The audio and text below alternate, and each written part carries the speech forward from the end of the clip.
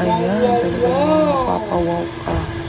At talaga namang pina-taste test ko na yan dyan. Yan sa asawa ko at sa aking nanay. Ayan po mga maraming salamat po sa inyong panonood.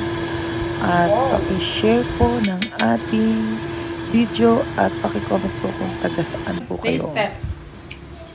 Salamat po and God bless us all. Keep safe. After 1.5 hour.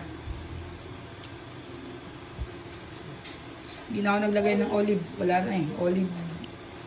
Green olives.